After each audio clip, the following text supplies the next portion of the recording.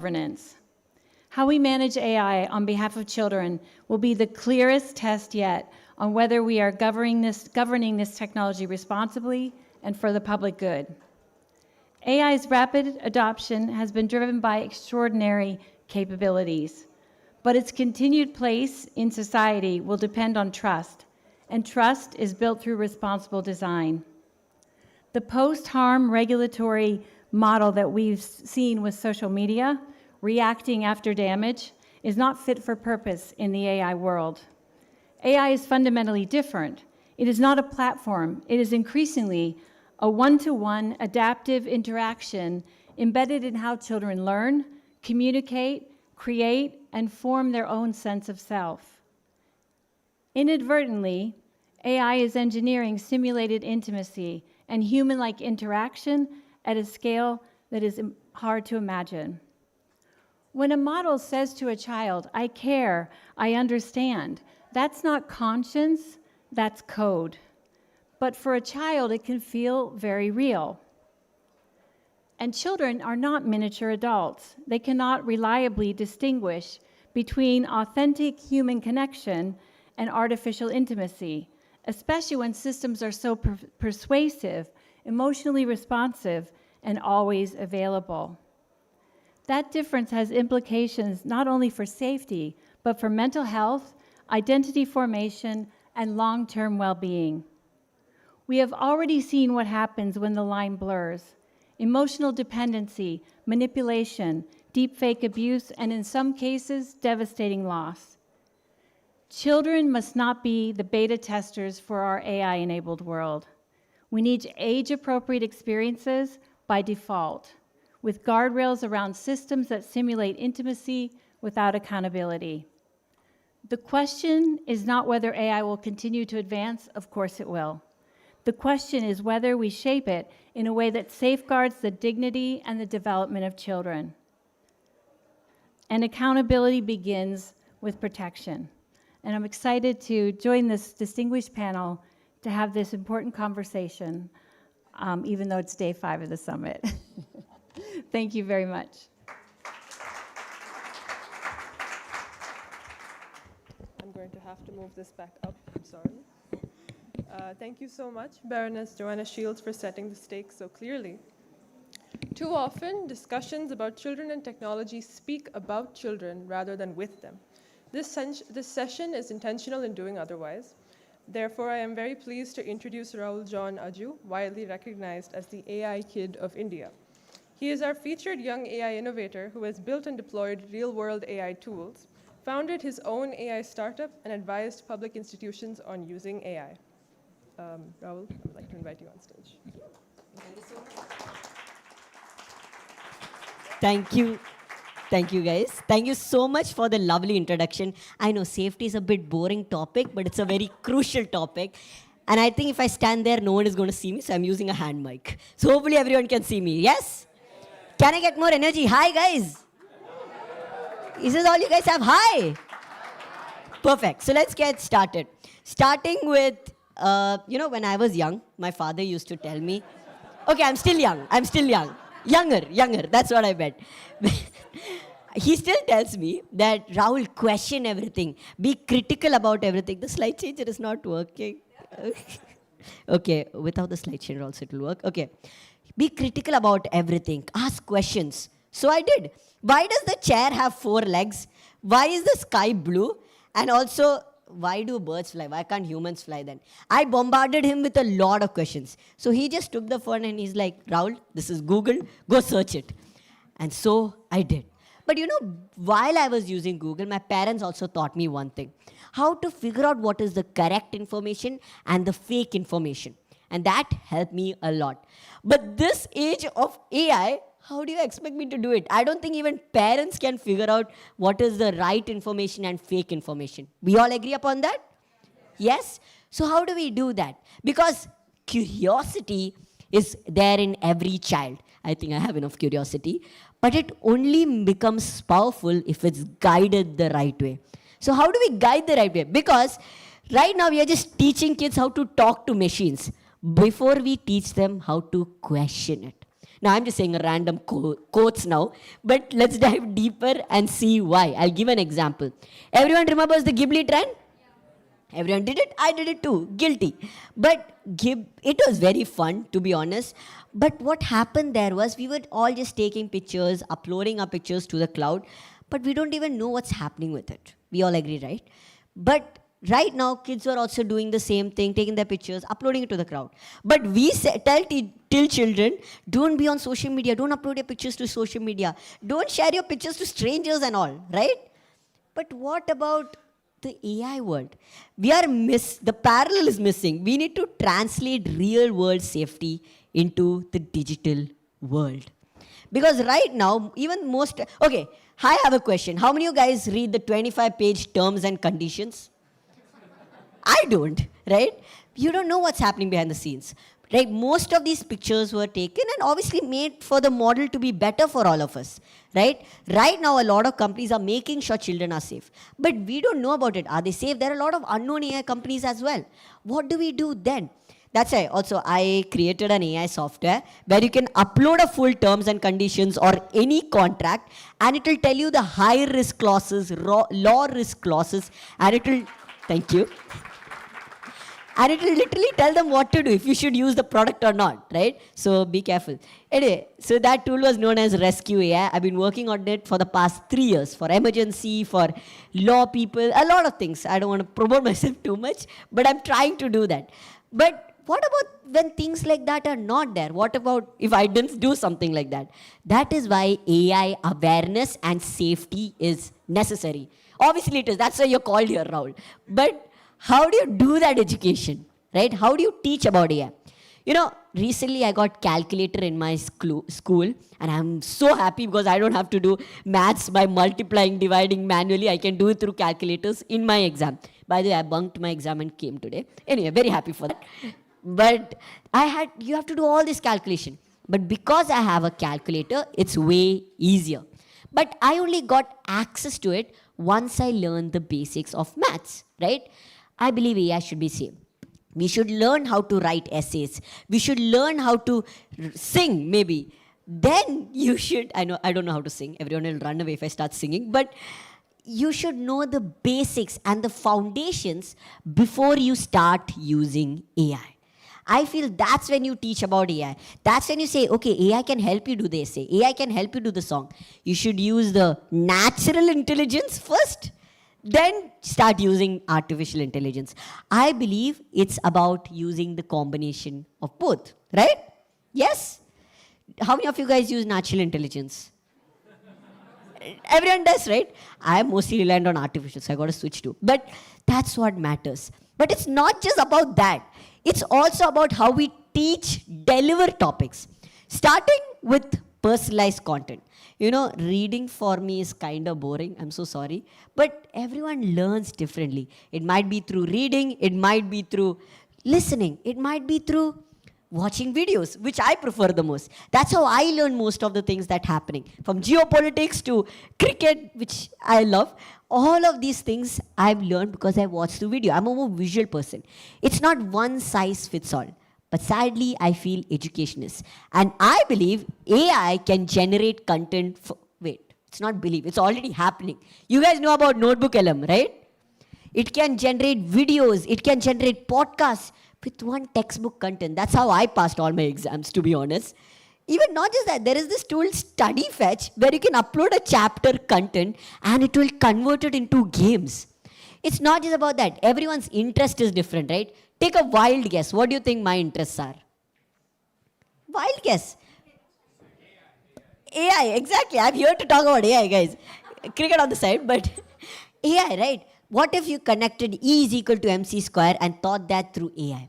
You can do that too in this AI world. How do you do that? See, right now, schools teach us what to think. I'm repeating that. Schools teach us what to think, but I believe schools should teach us how to think. How to think and how to think critically, and how to face failures, how to communicate. These are basic things. Trust me, to stand here, I had to face a lot of failures. But I learned how to do that because of my father, giving you some credit. But so, thank you.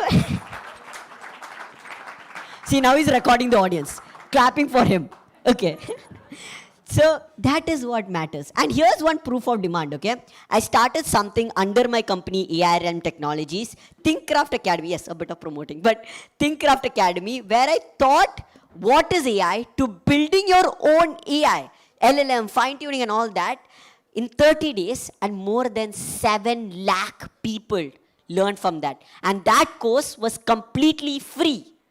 And even there was another course going from what is AI to building your own AI as a startup founder, as a student. And that course was also completely free. But do you know how many people joined and learned from that? Again, 7 lakh people did, combined. That shows that people want to learn about AI. It just has to be delivered the right way. The name of this course, I know everyone is searching right now, it's on my YouTube channel. I'm a content creator too. Rahul the Rockstar. Yes, you might be thinking, what does he not do, right? I'm joking. But a lot of things goes on. See, I am not saying a lot of big things. I believe we all should be open-minded. We should be open to learning more things. We should be curious. Because AI will not take your job, but someone using AI can. But at the same time, the most important thing in the world of AI is also to be as human as possible. My name is Rahul. Thank you so much.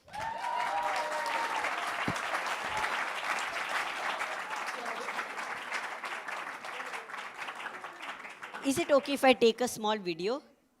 Influencer, so thank you so much. Have to do this too, guys. So it's very simple. Like I said, I have to do this. Totally forced to. Okay. I'm just going to say, AI Impact Summit. How was the session? And you guys can be, if you guys didn't like it, just say no, okay? Hated it. You guys can say that. Be fully honest, okay? Oh, I should say UN also, right? Okay. I'm totally joking. I'm very grateful for this opportunity. You know, in last November, I was wanting to come here. I was like, register for this. And the fact that they called me to speak here, I'm very grateful for this opportunity. And we have to thank them. Thank you. Shall we do it? AI Impact Summit, Delhi, by UN. Okay, not by. Okay, once more. It's a part, right? Okay. Okay. This is how many times I have to record a normal video. Thank you so much, UN, for calling me. And AI Impact Summit, the audience, how was the session? Was it boring? Was it boring? You guys are agreeing it's boring? No? Thank you, guys. Thank you. I'll not take too much time.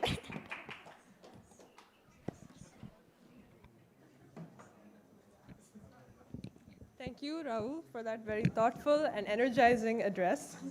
Your perspective underscores a key message for today. The question is not whether children will engage with AI, but whether adults, institutions, and systems are prepared to guide that engagement responsibly.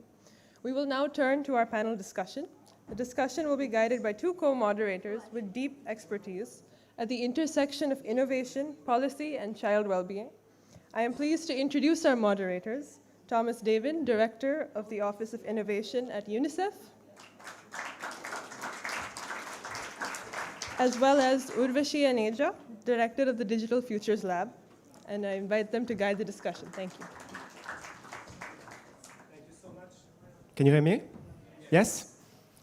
All right, so delighted to be here with you all. I'm one of the 2 co-moderators, and I'm delighted to invite 4 leaders in the industry who are going to have the high bar of keeping you all as entertained and on substance as Rahul just did over now. So please, warm welcome to Baroness Joanna Shields. Please, Maria Bielikova, Director of the Campbell Institute for Intelligent Technologies. I took the liberty of not reintroducing Baroness because I think she was already known to you. Chris Lehan, welcome, Chief Global Affairs Officer for OpenAI. Tom Hall, welcome, Vice President and General Manager, International Lego Foundation. Over to you, Urvashi.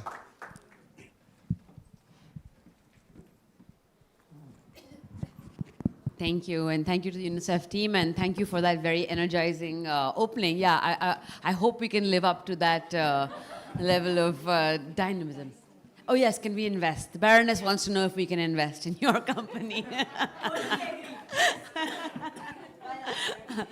Okay, great. So on that very cheerful note, thank you all for being here, and I'm delighted to be able to moderate this discussion at the India AI Impact Summit. As someone who studies the governance choices that shape how technologies land in society, I'm interested in a very simple test.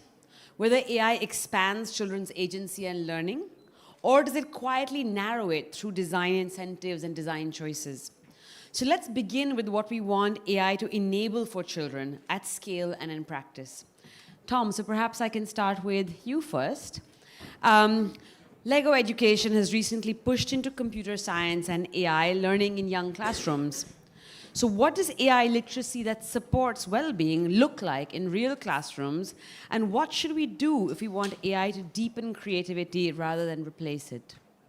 Well, first of all, thank you for having me, and very tough shoes to fill after Rahul's spot there. I agree with so much of what he just had to say, and yeah, I'd love him to come and guide some more conversations.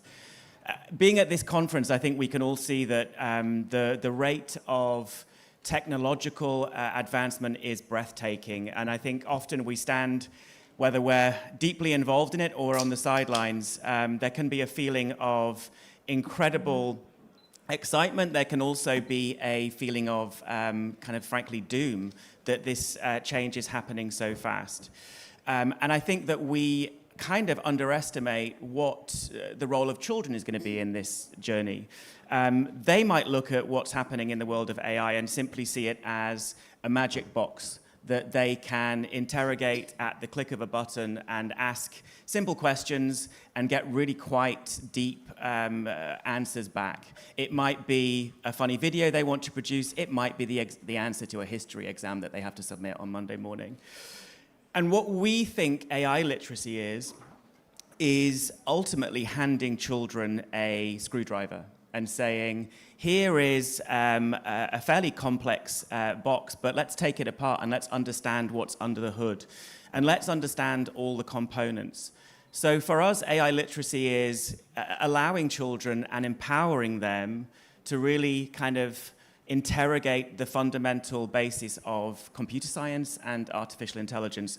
And that's teaching them that, how the world sees, so how computers see the world as data, what is sensing, how to think about kind of predictability, how to think about bias and force conversations in a classroom.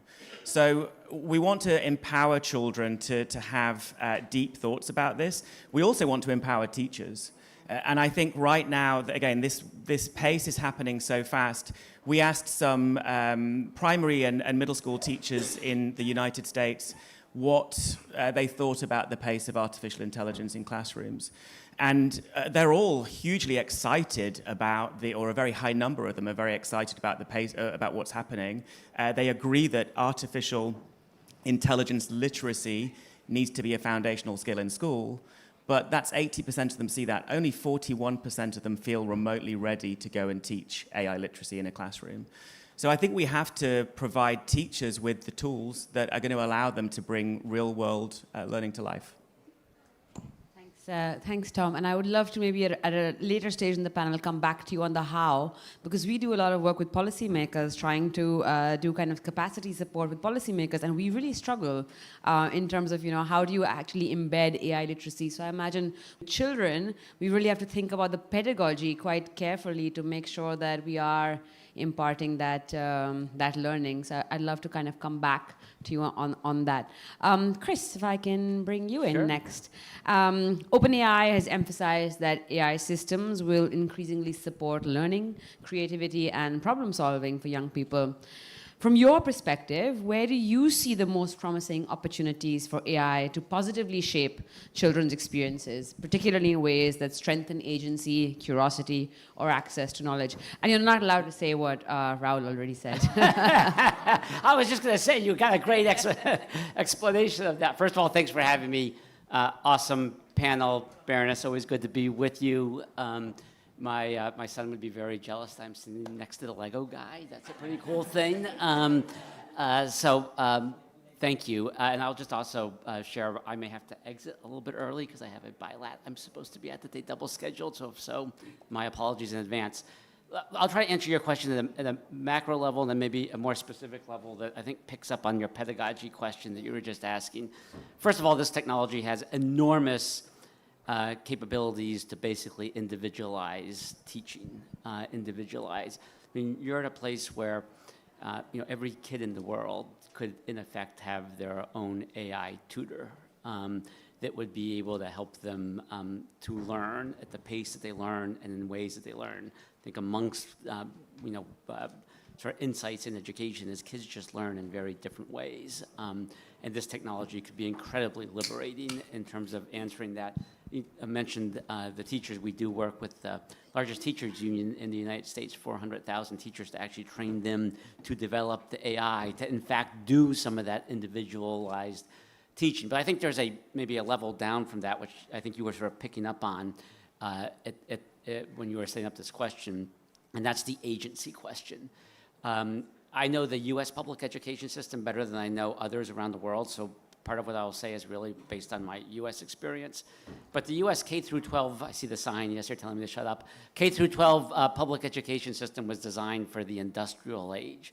It was basically designed to take kids who are coming from rural environments into urban environments and teach them to be able to work in factories.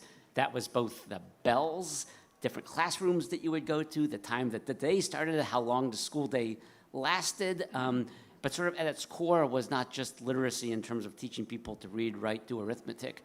It was actually creating an ethos about how you should work and participate in an industrial age economy. I do think one of the big issues that we're going to need to think about with this particular technology, which is going to really reward people like Rahul who take agency, is how do we actually teach people agency? This technology is an incredibly leveling technology. It scales the ability of anyone to think, to learn, to create, to build, to produce. And the question is, do you actually encourage people to be able to use it that way? Because if so, the way we think about the social contract, the relationship between capital and labor and how that is calibrated, this technology can have a huge impact on actually giving individuals the ability to control their own labor as owners of it. Thanks, Chris. And I appreciate particularly the point around agency and, and how can we teach people agency. And though I also wonder that, sitting here in India, in the global south, one of the things that we can see very clearly is that agency in some sense is not only a factor of individual capacity, but has so much to do with the broader socioeconomic institutional context in which you're in. And so I wonder how we think about agency across different contexts. Back to you. Thank you so much. Let's get into the next segment, which is really about what happens when it fails, what happens when there's harm that is being done.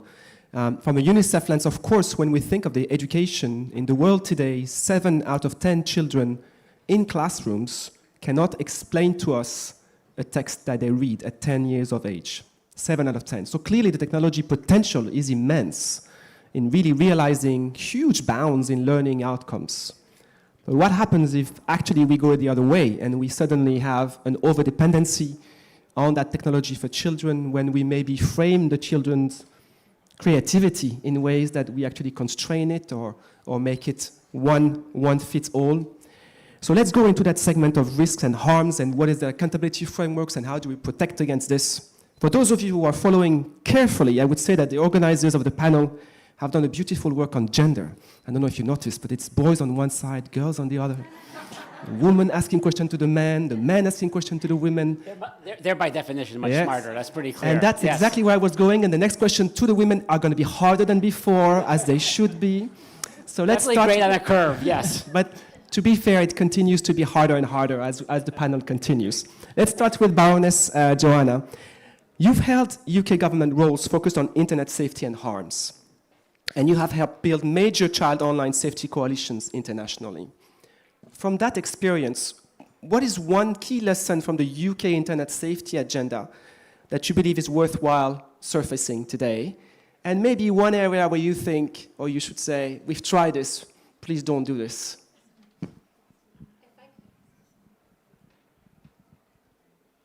if I could convey one thing, after 15 years of looking at how do we regulate technology to prevent harm, this post-harm paradigm that we're operating in is not going to work in the AI future. So we have had to adapt very quickly as governments as harms have emerged using AI. For instance, the deep fake crisis that we've experienced recently. I know 6, 7 jurisdictions of countries that have implemented very quickly laws that are specific and targeted to that particular harm. But what we need to do is we need to step back and we need to think about that. How do we build and design safety from the ground up? And my personal view is that this has to come through consultation with the companies. I see a very different type of reaction from the AI models developers. They're much more receptive to the idea of safety by design and building in guardrails that protect children from the outset. And I'm actually an optimist at the moment because I'm starting to see companies like OpenAI just recently announced that they have an age gate, age assurance technology to ensure that children under age in whatever the jurisdiction is, I think it's 18, okay, are not able to engage with the model and to experience that. And I think that's really important because we've been battling this age on the internet for 15 years. And now the technology, whether it's cryptography or biometrics, all kinds of technologies have emerged to where you can preserve privacy and ensure that you can protect privacy. So there's no excuses anymore for companies not to build in robust age assurance that's privacy preserving and that can ensure that the design experience that you get is appropriate for the age you are. Thank you so much. So I love the point that social media, we talk a lot about social media these days, rightfully so, but indeed it's been a late awakening worldwide about, well, the potential of that, but also the potential for what happens to children in many ways. And we cannot make that same mistake with AI. It's just so much deeper and broader, and we need to look at this a lot more systematically. Maria, if I can come to you, your work spans user modeling, personalization, as far as I understand it, and trustworthy AI, and you've also spoken publicly about disinformation risks. In your view, where do AI systems create the highest risk failure modes for children specifically? And what kind of technical evaluation should be required before deployment? Thank you for having me. Really, we are here to because we care about children. Do you? Yes. Yeah. Great, but not just in physical world, but in online world where AI is, and nobody doesn't want children to be harmed. Yes. Yes. Hopefully, but they are. Actually, one example is profiling on social media. And even though we saw a role as almost adult, the brains of children are not fully developed, actually. And they cannot fight against this properly. This is true. Even we adults cannot do this. And by me, the highest risk is that we expose our children to something that we don't understand. Because current AI is not transparent, but this is not a bug. This is a feature. So it works in this way. Of course, researchers work on it, but first we have to know what is going on. And that is the reason why we at Kempelan Institute of Intelligent Technology started with trying to understand behavior, because having just data from social media providers and analyze them, this is definitely not enough. So we have to provide behavioral studies. So what we are doing, we are sending bots on social media. They are simulating users. Like our recent study was that we had 16 years old and adults in 3 areas. One was beauty, the second was fitness, and the third one was gaming. Everything the same, except of age. And they were collecting data, liking, watching videos on TikTok for 10 days in Germany, actually. And then we found out what happened. And maybe I can tell it in second, my entry, that it was really shocked for us. Thank you so much. So in essence, really having very clear impact-focused research continuously so that can inform potential query mechanism and potential redress mechanism as a way to safeguard against those potential risks. Yeah, and how they are exposed to commercial content, and this is the most critical. Thank you Even so though much. we have Digital Service Act in Europe. Thank you. Let's move to the third segment. Thanks. Yeah, and I think that brings us really nicely to this question of what next? What do we do? I think we often agree on what needs to be done at the level of principles, safety, transparency, accountability. I think you've added another dimension to it when you talk about, in some sense, evaluations, that we need to be doing kind of real-world evaluations in real-world deployment context of these systems, not just testing these systems in a lab setting, but evaluating them in a real-world context and regularly. I think the hard part, at least when we talk about the principles, when things like safety, transparency, and accountability, is how we operationalize them across jurisdictions and also across business models, which I think also speaks to the point you were making around it being a feature and not a bug. So this segment is really about the how, what becomes enforceable, what becomes measurable, and what changes incentives. Tom, if I can start with you again. As AI becomes more embedded in classrooms and in learning platforms, what governance or design choices are essential to ensure that these tools support children's well-being at scale, particularly around diverse education systems and cultural contexts? Thank you. Clearly, this is a really exciting and high, the potential of this moment in time is enormous. So I think everyone should be ambitious, but at the same time be measured. Go in ambitious with your design plans for bringing AI into classrooms and see it as an opportunity to maybe make exponential gains in many different markets where you may have been very challenged before. I think there are tremendous opportunities for many markets in the global south right now. So see the introduction of AI and AI literacy as something of a reset, but don't jump in blindfolded. This is a once-in-a-lifetime opportunity to establish essential foundational skills for young people, and it's going to need really careful thought. These governance and design choices, they've got to be built on no-regret moves. So I would say put data privacy, data sovereignty, and inclusion and respect for the student at the top of any plan. When you sort of teach about, systemic bias and large language models in classrooms, make sure that all kids of all types of diversity and inclusions are represented and can see themselves coming back in the products that they're experiencing. Children have a lot to say in this space, so involve them. We've published a free AI policy toolkit for classrooms. Have children think about what kind of things they think need to be considered here. It's going to be a really meaningful conversation between teacher and student. And talking of teachers, I think give them exciting but also relevant curriculum. We have computer science qualifications in the UK. The entry levels for that are critically low and very low for girls. We introduced that 10 years ago. We gave very insufficient training for children, and the curriculum is frankly very dry. I think we have to really think about real-world curriculum that is going to excite students, and so let them see themselves with real-world problems in the types of learning experiences that we're putting out there. I'm speaking on behalf of the Lego Group, so children are our role models. I think when you're designing AI policies for children, this has to be sort of child-centered and child-led. And so just involve them in the plans as you roll them out. And I hope that will lead to some really exciting changes. Thanks, Tom.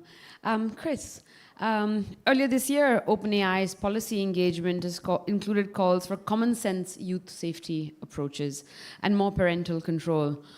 So what in your view should be the baseline governance package for child-facing AI, and what should be globally interoperable versus what is locally set? Sure. Thank you for the question.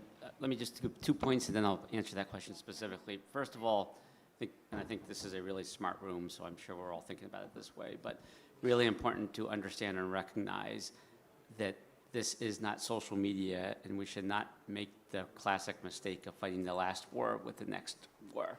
There are certainly lessons that are important that you take from it, but understanding that this is going to be a technology that is not just on your device, but is going to be around you in all sorts of different ways, physical world, non-physical world. So understanding that component. I think secondly, interesting lessons from what we've seen on the catastrophic harm side. You've seen the emergence of these of AI safety institutes around the world, where the leading frontier labs, for the most part, work with those safety institutes to basically be creating safety standards. UK, US, Europe, Japan, Australia, you're seeing an early version of that here in India. And I do wonder whether there's some version of that that you actually do specifically for kids' safety. The third point really goes to your question, which is, yeah, we have put forth, and we're really the only AI company that has done this thus far. We do hope others will join us. Basically, a multi-pronged approach. The first, and the Baroness mentioned this, is we do age assurance. We try to use signals to identify whether you're under 18 or not.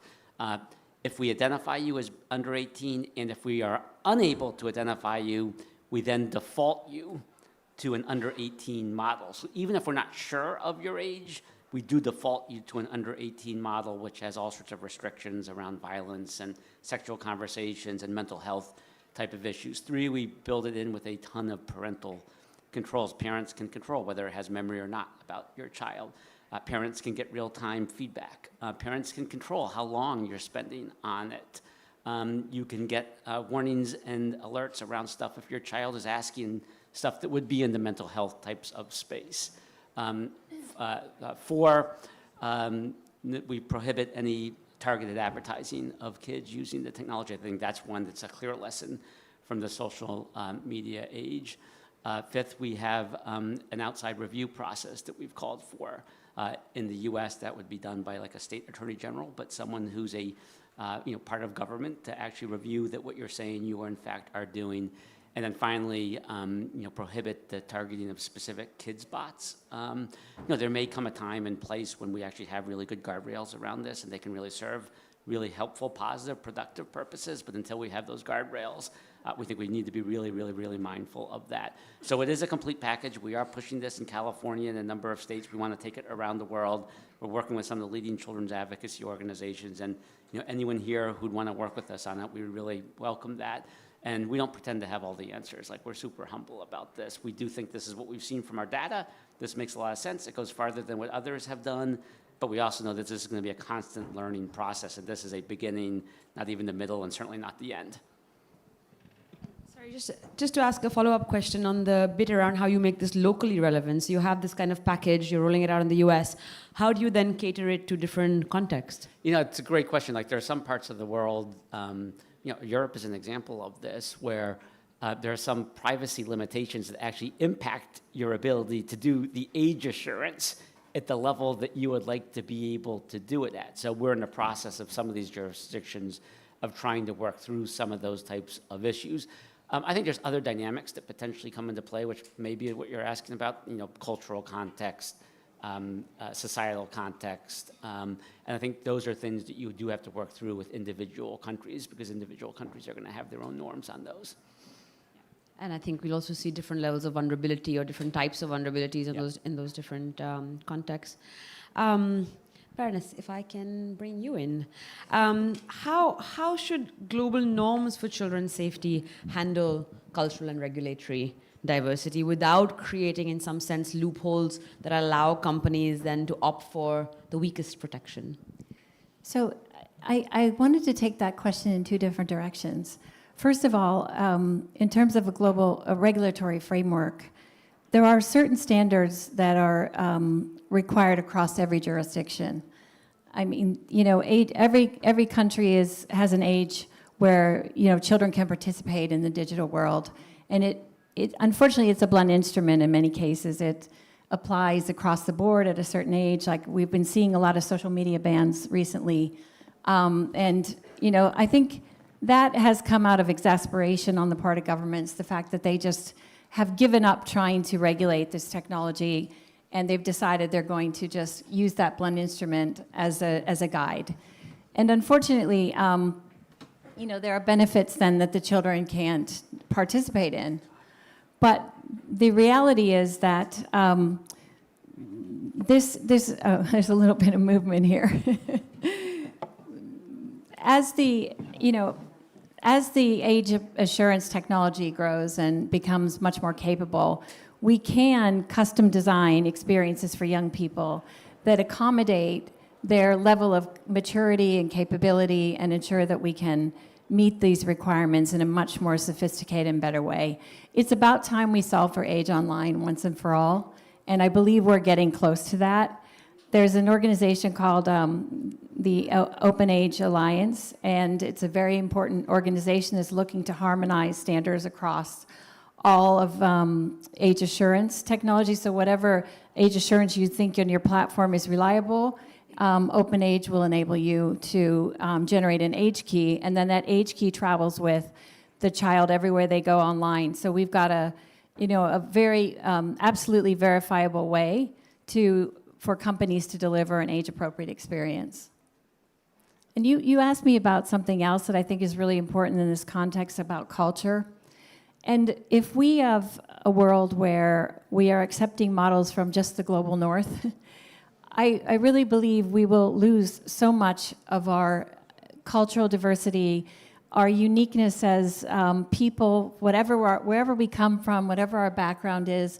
We have to be very mindful of the fact that we don't want to develop a monoculture that is based on a handful of models that everybody uses around the world, and we lose that richness of who we are, what makes us human. I think that that wasn't really the aim of the question, but I couldn't let it go without bringing that to bear, because this is an absolutely critical question we need to solve as society. No, thank you. I couldn't agree more on both those points on how we have to get the we have to solve for age verification, and then the risk of kind of flattening culture and what that means for children and what that means for how they develop and grow. Maria, last but not least, you've helped elevate trustworthy AI as a public agenda in Slovakia and in Europe through initiatives spotlighting responsible practices. So if a regulator asks you for key measures or measurable indicators that an AI system is acting in a child's best interests, what would those be? Actually, I already mentioned it somehow, that it's something that AI at this moment is so complex. I mean the neural networks that we have, that we cannot actually measure something that we don't know. We can observe it, and this is quite important to do a lot of studies as we do, and not just taking analytics from companies that provide it, even though they seem the best, because even though they tell that children are not profiled, but they are, because we see it, and sometimes it's out of their control because this. So we should really make such studies, as I mentioned, because, for example, one of the results of a study I mentioned before is that children see less formal advertisement on TikTok. This is fine, but actually they are exposed 5 times more to profiling to the topics with influencers and so on. They are not formal advertisements. So we definitely should do a lot of such studies, and the children should be there, because if we prohibit everything for them until some age, then they will not be able to explore it. It's the same as we will prohibit children to go to the city, but we should know what is going on, and we should travel with them through this environment. And this is probably the most important to doing such studies to really understand what is going on the platform where they are, because they will be there. That's such a powerful analogy, the city one. And I think while you're speaking, what struck me is that, we have some tools already. We don't have to kind of approach this afresh. So we have actually tools around data protection and privacy. If we actually enforce them, some of that profiling that you're talking about need not happen. We have tools that allow us to get data from the platforms to actually understand what is happening on these systems. So again, we have things in our kind of regulatory toolbox that we can exercise. And then, of course, I think in addition to that, really this point around contextual evaluations that involve children is so that we can understand what these systems are actually doing. Thomas, maybe I can hand it back to you or did you want to add something? Thomas is my formal name, so I thought you were talking. Oh, right. Well, if you would like to add something, and then you can hand it on to the other. Would you want to say something? Other Thomas. No, a lady said something I thought was very wise to me this morning, and said, you've got to think about what kind of ancestor you want to be.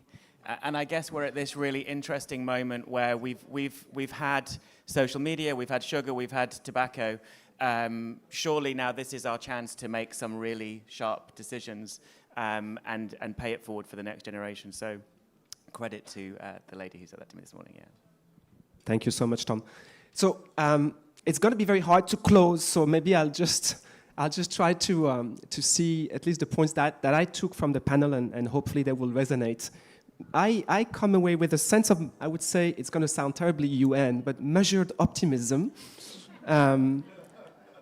One, because the potential is tremendous. We are all aware of that. The potential, at least from a UNICEF lens, on really changing outcomes for children in ways we have never been able to do before is huge. And the risks are equally tremendously important and potentially will be there for decades if we don't design it right. To my mind, there may be three directions that I heard that we are going in the right direction. One is safety by design, has to be a must. That's about age appropriateness, it's about data privacy, it's about child rights at the heart, it's about appropriate content for the right age. It's about systematic impact measurement. I was struck, Tom, in your session this morning when you were talking about, if we have a model that actually gives the right answer or an answer to children all the time, they might actually lose their sense of curiosity. And I never thought about it like this. What huge loss would that be for humanity if we suddenly have children who are just no more curious because they just ask whatever question? Can we design a model that actually gives the wrong answer on purpose so that the child actually struggles? Because we know that grit is going to be one of the huge skills of tomorrow. So those things are going to be massively important. Redress mechanism, we don't talk about this, and how we enforce those redress mechanisms when things go wrong is also there. The second layer, in my mind, would be inclusion by default, coming back to Baroness's point about having a monoculture and the risk of this. And we know that some of that is already playing out, and hopefully having a summit in India is one of the turning points where we can see actually this turning around a little bit, where we really have so many more countries beyond the global north creating, shaping what those solutions are, having representation of regions, of language, of different dialects, but also children with disabilities, which are quite often left, as we know, out of time.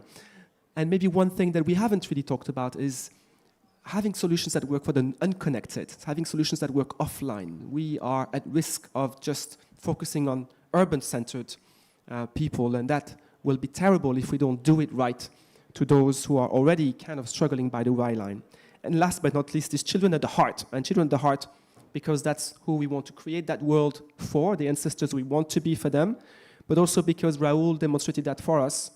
They are the most effective users of that, and the ones that have the ability to tell us this works for me, this doesn't work for me, and they should be not just a voice, but they should be part of the governance of those mechanisms. That starts with AI literacy in schools. It starts with also helping parents having the ability to help their children know where to get that literacy.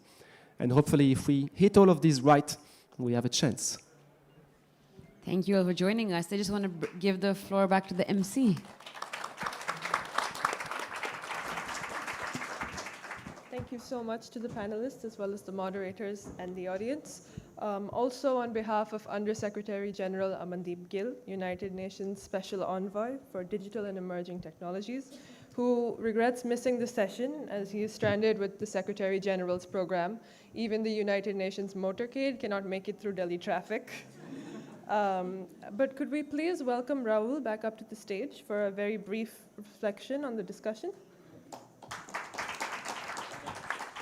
I'll make sure it's brief. First of all, guys, can we have a big claps for them? That was not enough. If you don't realize, these are the main people who design the future for us kids. And the fact that I got an opportunity here to speak, thank you again, UN for that, thank you, AI Summit for that. And whatever they said is very true. You know why? Because at this age, specifically us kids, the policies that are designed, when we are building these AI tools, that should be the first thought of keeping kids in mind, not an afterthought, right? And the fact that that's happening is good, right? Because from Lego to OpenAI to all these big places, to ma'am, everyone here, they're designing the next world. And I just want to say a big, big, big thank you. And I also want to add one last thing. Thank you so much for always talking about me also in between, but more than that, for listening to us kids, you know, for not just thinking what we need, for putting our opinion in mind also while building this. So a big thank you from all the children out there. Thank you so much.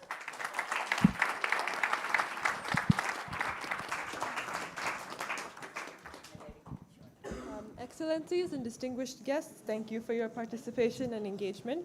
We appreciate the insights shared today and look forward to continued discussion on the responsible advancement of AI. The session is now concluded. Thank you.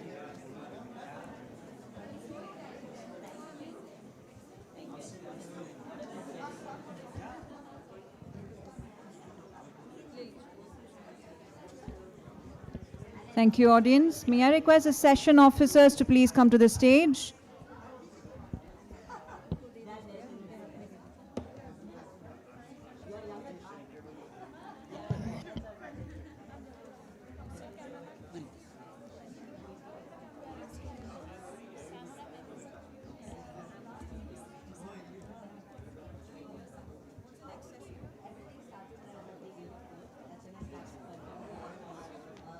Sir ji excuse me clicker था ना इसमें लगा हुआ clicker किसका था आपका वाला हाँ स्लाइड भेज